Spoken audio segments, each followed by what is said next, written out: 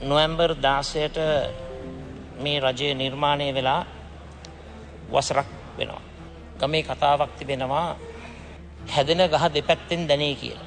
මේ එක අවුරුද්දක ප්‍රගති වාර්තාව බලනකොට ඉතිරි අවුරුදු 3-4-5 ගැන අනාවැකි කියන්නට ශාස්ත්‍රකාරයෙක් අවශ්‍ය වන්නේ නැහැ. එදා නිර්මාණය කරපු සෞභාග්‍යයේ දැක්ම අද වන විට අභාග්‍යයේ දැක්ම බවට පත් වෙලා තිබෙනවා.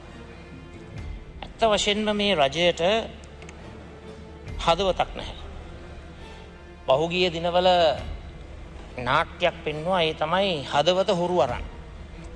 ඒ ඇත්තටම දන්නේ ආණ්ඩුවේ හදවත කවුද ගත්තේ කියලා. නමුත් ජනතාව විඳින දුක වේදනාව දිහා බලනකොට ආණ්ඩුවට හදවතක් නැtei කියලා බොහොම පැහැදිලි. ඒ නිගමනයට එන්නට අපිට දොස්තරලා අවශ්‍ය වන්නේ නැහැ.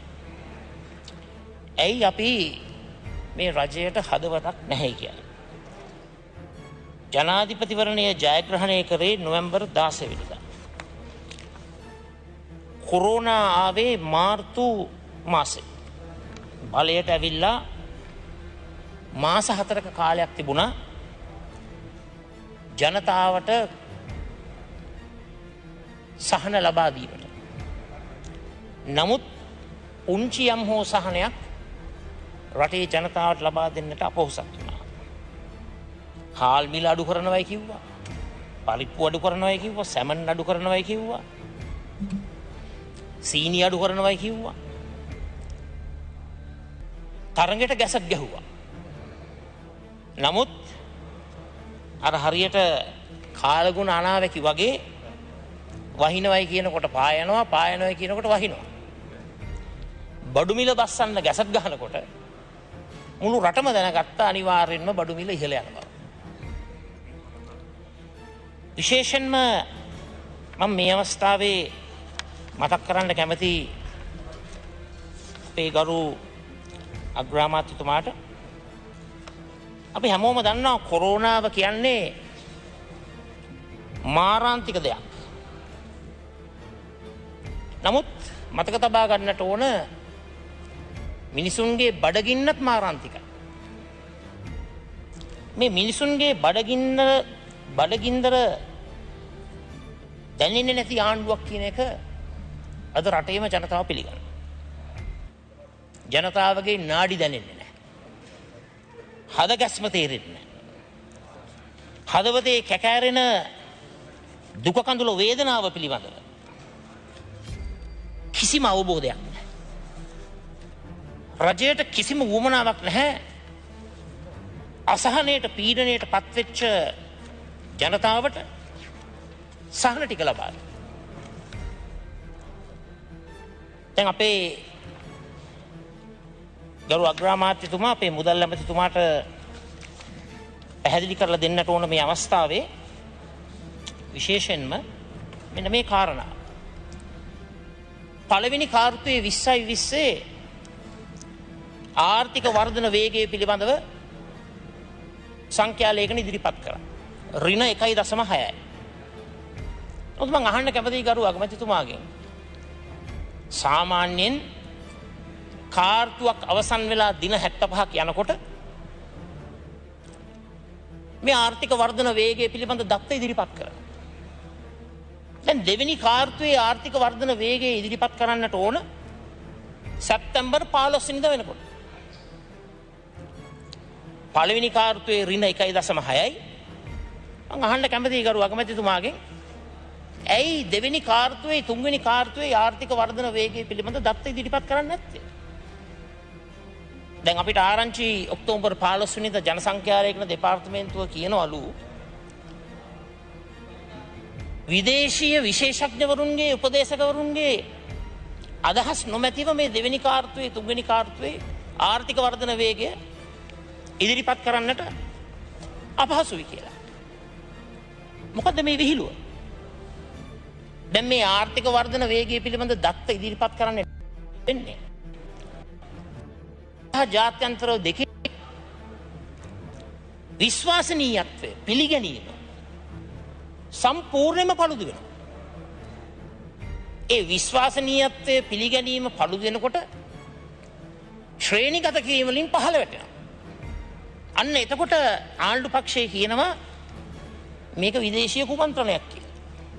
මම නිවාඩ් කබ්‍රාල් මැතිතුමාට මතක් කරන්නට කැමතියි මොනම හේතුවකටවත් මොනම ආකාරයකට අපි විපක්ෂයක් හැටියට පිට රටවල් වලට ගිහිල්ලා ඕපදූප කියන්න, කේලම් කියන්න, ආණ්ඩු අපහසුතාවයට පත් කරන්න එවන් ගමනක් අපි යන්නේ නැහැ. ඔබතුමා ඒ වගේ වැරදි අදහස් ඉදිරිපත් කරන්නට එපා. අපි අපේ දේශපාලන ගනුදෙනුව බොහෝම නිර්ව්‍යාජව ප්‍රජාතන්ත්‍රවාදීව මේ රටේ ක්‍රමවේදය තුල අපි ක්‍රියාත්මක කරනවා. මොනම හේතුවකටවත් කේලම් දේශපාලනය ක්‍රියාත්මක කරන්නේ. ඒක මේ ගරු අගමැතිතුමත් හොඳින් දන්නවා. ඒක ගරු අගමැතිතුමත් හොඳින් දන්නවා. එහෙම සිදුවුණු කාලයක් තිබෙන්න ඇති. නමුත් ඒ කාලේ දැන් ක්‍රියාත්මක වෙන්නේ නැහැ. ඒ නිසා මම විශේෂයෙන්ම ඒ නිවැරදි තොරතුරු ඉදිරිපත් කරන්නයි කියලා අපේ කබ්‍රාල් මැතිතුමාගෙන් ඉල්ලීමක් කරනවා. ගරු අගමැතිතුමාගෙන් ඉල්ලීමක් කරනවා ඍණ 1.6යි පළවෙනි කාර්තුව. දෙවෙනි කාර්තුවේ තුන්වෙනි කාර්තුවේ දත්ත ටික ඉදිරිපත් කරන්න. ඒවා ඉදිරිපත් නොකිරීම එක හේතුවක් වෙනවා මේ ශ්‍රේණිගත කිරීම වලින් පහළ වැටෙන. දැන් බලන්න තායිලන්තේ දෙවෙනි කාර්තුව ඍණ 12.2 ඒගොල්ලෝ ඉදිරිපත් කරලා තියෙනවා. මැලේසියාව ඍණ 17.1. ඉන්දියාව ඍණ 25.1. ෆිලිපීනයේ 16.5 ඍණ. ඉන්දුනීසියාව ඍණ 6.9යි. දැන් අපේ රටට විතරයි අවශ්‍ය වෙලා තිබෙන්නේ විදේශීය උපදේශකවරු. අන්න ඒකට නම් විදේශීය ආධාර අවශ්‍ය වෙලා තියෙනවා. විදේශීය උපදේශකවරුන් අවශ්‍ය වෙලා තිබෙනවා දෙවෙනි කාර්තුවේ තුන්වෙනි කාර්තුවේ ආර්ථික වර්ධන වේගය එලි දක්වන්න. එහෙම කරන්න එපා. ඒ සංඛ්‍යාලේඛන සංගවන්න එපයි කියලා ගරු අගමැතිතුමාගෙන් මුදල් ඇමතිතුමාගෙන් බොහෝම කාරුණිකව ඉල්ලීමක් කරනවා. ඒ වගේම ගරු අගමැතිතුමනි මම මීට පෙර කරා මේ රටේ ජනතාව අසීමිත අසහනයකින් ඉන්නේ.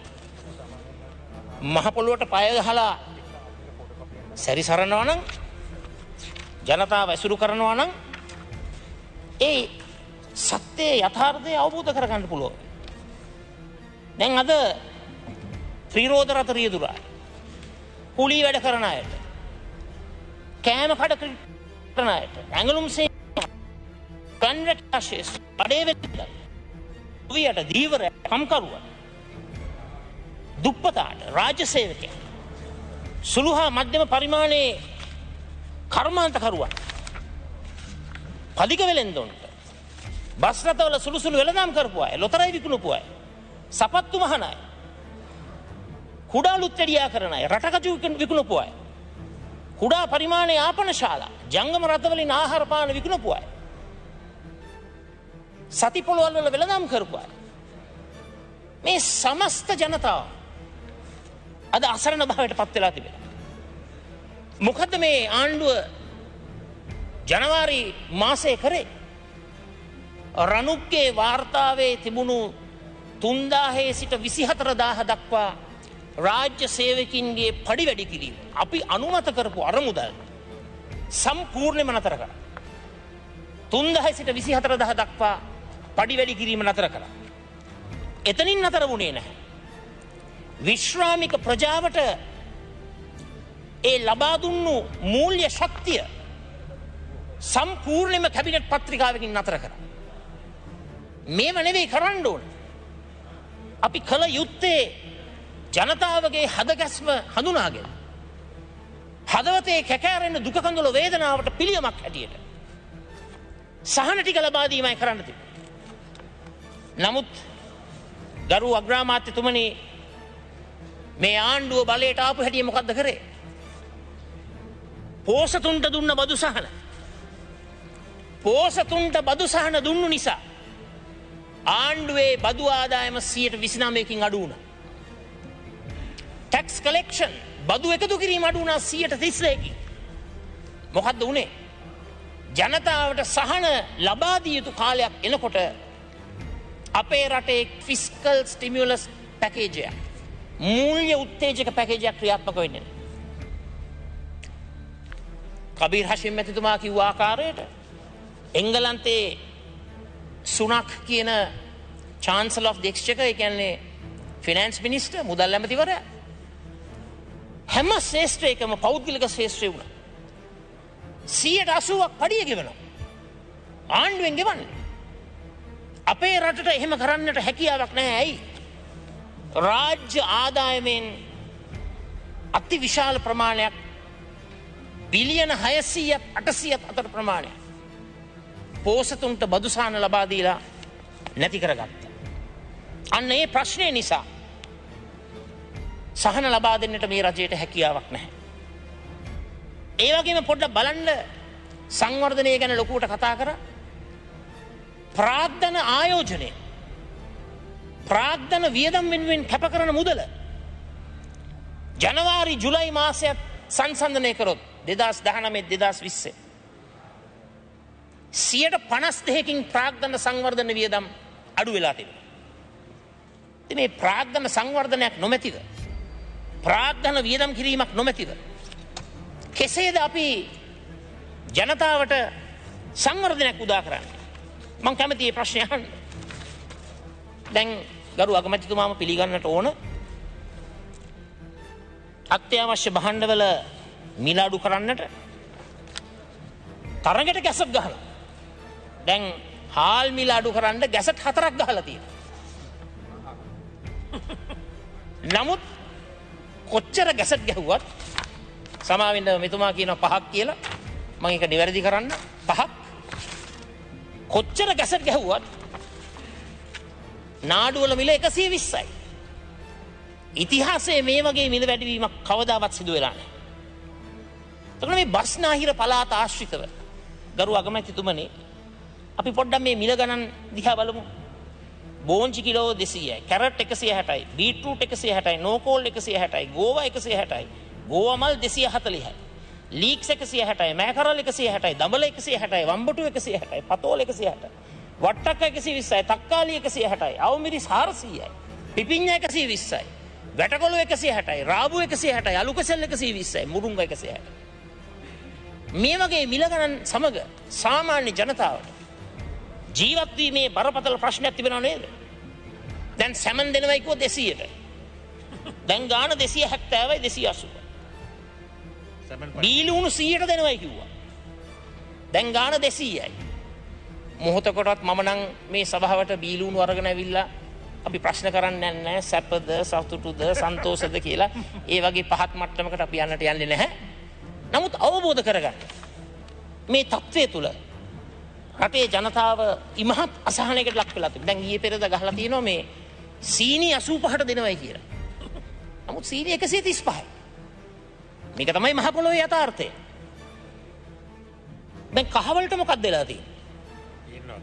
කහ කිලෝවක් 750කට මිල නියම කරලා තිබෙනවා. දැන් 3000කට වැඩි ප්‍රමාණයක්. 3000කට වැඩි ඉහළ ගිහිල්ලා. මහා බරපතල හිඟයක්. කවලම් කරලා බරපතල ජාවාරමක් ක්‍රියාත්මක. මෙන්න මේක තමයි ගරු අග්‍රාමාත්‍යතුමනි අද රටේ සත්‍යය. රටේ යථාර්ථය. එක පැත්තකින් දුර්වල මූල්‍ය කළමනාකරණයක් තුළින් රාජ්‍ය ආදායම අහිමි කරගෙන ජනතාවට ලබා දිය යුතු සංවර්ධනය සහනය ලබා දෙන්නට මේ රජයේ අපොහොසත් වෙලා තිබෙනවා. ඉතින් මට මතකයි මේ ජනාධිපතිවරණයේදී ජන දුක නිවාලනවයි කියනකොට විහිළු කරා. ජනතාවගේ සතුට ගැන කතා කරනකොට සමච්චල් කරා. ජනතාවගේ දෙපතුල් ළඟට යන්න ඕනේ කියනොත් දැන් අර ජොන්ස්ටන් ඇමතිතුමා කුටු කුටු ගානා වගේ රැයට කතාවල් හැදුවා. එතුමා තමයි මේ කතාවේ නිර්මාතෘවරයා. බොහොම සඳයි. දැන් බූටානයේ ගරු කතානායකතුමනි දලදේශීය නිෂ්පාදනය නෙවෙයි දලදේශීය සතුට gross national happiness ගැන බලමු. හැබැයි අද මොකද්ද වෙලා තියෙන්නේ? අද බොහෝ දෙනෙකුට සත්‍යය තේරිලා. පැහැදිලිව මේ ආණ්ඩුවට ජන දුක නොතේරුණා. ප්‍රේමදාසලට සමගි ජන බලවේගයට ජනදුක තේරෙනවා. අපිට ජනදුක තේරෙනවා පමණක් නෙවෙයි ජනතාවගේ දුක හඳුනාගෙන ජනතාවට විශිෂ්ට සේවාවක් කිරීම අපේ අභිලාෂය බව මම මේ අවස්ථාවේ කියන්න කැමතියි. දැන් කොරෝනා හැදුණු අයට දේත් හේත් ලබා දීම තුළ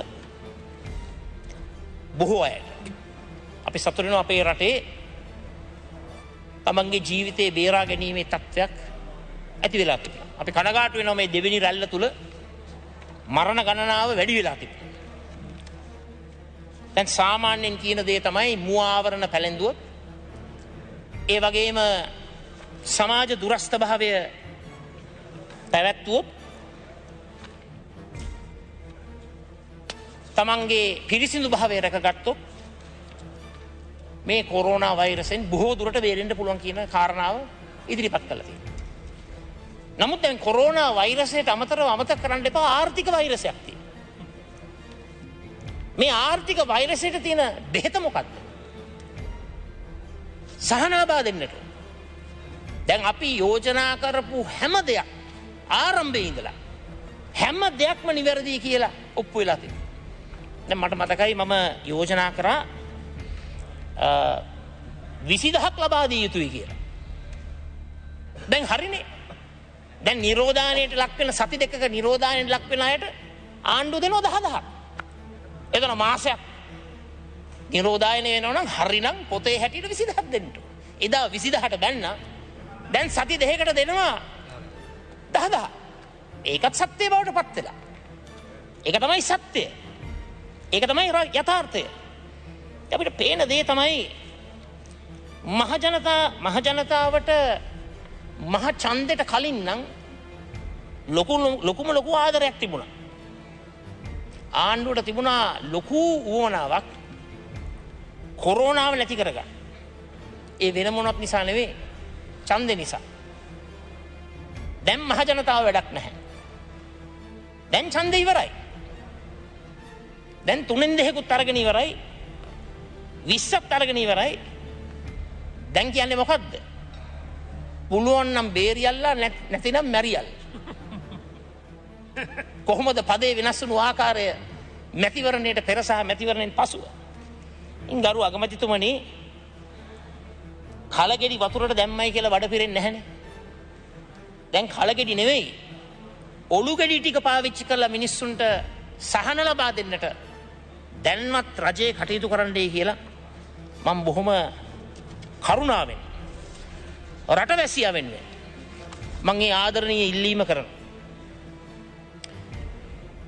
දැන් රටටම කිව්ව දේ තමයි ආර්ථිකය ගොඩනගන්න ඒ වගේම කොරෝනාව නැති කරගන්න රටටම දුන්නු පණිවිඩය තමයි අපි මේ සියල්ලක්ම වියත් මගින් කරනවා කිය. වියතුන් භාවිතා කරලා මේක ක්‍රියාත්මක කරනවා කිය. දැන් අපිට නම් පෙනෙන්නේ ජනතාවට කෑම නැතුව බෙහෙත් නැතුව ඔබතුමායි කාලය අවසానයි. මට තව වැඩිපුර කාලය තියෙනවා ගරු කතානායකතුමනි විපක්ෂ නායකතුමා හැටියට. මහලේකම්තුමා පැහැදිලි කළ දේ ඒ සම්ප්‍රදාය. ගරු කතානායකතුමනි දැන් නම් පේන්නේ කෑම නැතුව බෙහෙත් නැතුව වියත් මගේ නෙවෙයි දැන් යන්නේ සොහොන් මගේ. අද යන ගමන ඒකයි. ජනතාව බඩගින්දරේ වෙවුලනකොට ඒ ගින්දරින් 20 වෙනි සංශෝධනයේ කියන සුරුට්ටුව පත්තු කරගත්තා. ඒක නම් හොඳ එකකින් කරගත්තා. නමුත් ජනතාවගේ මේ ගින්දර නිවන්නට මේ දුක්ගින්න නිවන්නට මේ රජයේ කිසිසේත්ම කටයුතු කරලා නැහැ. කරුණා කරලා දැන්වත් මරණින්දෙන් අවදි වෙලා ජනතාවට සහන ලබා දෙන්න කටයුතු කරා. විශේෂයෙන්ම මේ අවස්ථාවේ මම කැමතියි මගේ කතාව අවසන් කරන්න. මගේ කතාව අවසන් කරන්නට මම උපයෝගී කරගන්නවා ජනාධිපතිවරණ සමයේ අපේ ආණ්ඩු පාර්ශ්වයේ කණ්ඩායම් හදපු දේශපාලන වෙළඳ දැන්වීම. මොකද්ද කිව්වේ? කුස්සියේ උයන්න බඩු නැහැ. කඩේට ගියාම බඩු ගන්න සල්ලි නැහැ. හොඳට තිබුණු රටක් අපි වැටිච්ච තැනක්. ඉතින් මම හිතුවේ නෑ කවදාවත් මේ වෙළඳ දැන්වීම හදපු වියතුන්ට මේ තරම් දිවස් තිබෙනවයි කියලා තමන්ගේ ආණ්ඩු පාලනයක ප්‍රතිවිපාක ගැන ඒ කාලේ ඉඳලම වෙළඳ දැන්වීමක් කරහා ජනතාව දැනුවත් කරන්නට තරම් දිවස් තිබුණයි කියලා මම කිසිසේත්ම විශ්වාස කරේ නෑ. ඒ නිසා ඇත්ත වශයෙන්ම මේ අවස්ථාවේ ගරු කතානායකතුමනි මම පැහැදිලිවම මගේ කතාව අවසන් කරනවා මහත්මා ගාන්ධිතුමාගේ විග්‍රහයක් තුලින්. එතුමා විග්‍රහ කරා වහල් භාවය ගැන. වහල් භාවය යනු පාලකින් විසින් ඔබ සම්පූර්ණයෙන්ම විපතට හෙලා ඇති බව ඔබ දැනත් ඔබ විසින් පාලකයාගේ ගුණ ගායනා කිරීම. මම ප්‍රාර්ථනා කරනවා මහත්මා ගාන්ධිතුමාගේ වචන වලින් යම් අවබෝධයක් ලබාගෙන අපේ රට වහල් භාවයකට ලක් කරන්නේ නැතුව අපේ රටේ ජනතාවට ප්‍රජාතන්ත්‍රවාදයේ නිදහස ජීවත් වීමේ අයිතිය ලබා දෙන්නට මේ රජයට කලගෙඩි නෙවෙයි ඔලු ගෙඩි පාවිච්චි කරලා රට ශක්තිමත් කරන්නට රටේ ජනතාවගේ ජන ජීවිතය සුඛිත මුදිත කරවන්නට ප්‍රඥාව පහළ වේවා කියා ප්‍රාර්ථනා කරමින් මගේ කතාව අවසන් කරනවා. The News Reporter වාරණයෙන් තොර අපක්ෂපාතී වාර්තාකරණය